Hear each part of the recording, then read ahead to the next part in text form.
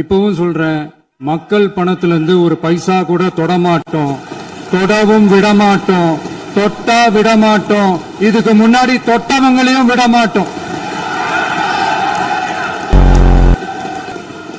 ஒவ்வொரு ஊழலா வெளியில வரும் போலயே,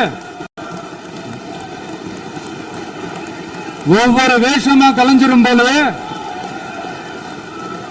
இங்க இருக்கிற நிறைய பேரு நடுங்கி போய்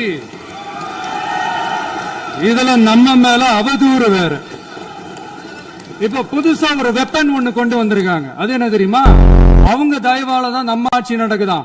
மக்கள் தயவால இந்த ஆட்சி நடந்துகிட்டு இருக்கு. மனசாட்சி உள்ள சக்திகளோட ஆதரவால இந்த ஆட்சி நடந்துகிட்டு இருக்கு.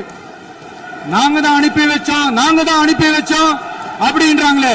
அனுப்பி வச்சவங்களுக்கு மினிஸ்ட்ரியில இடம் கொடுத்தா ஏன் கதறீங்க?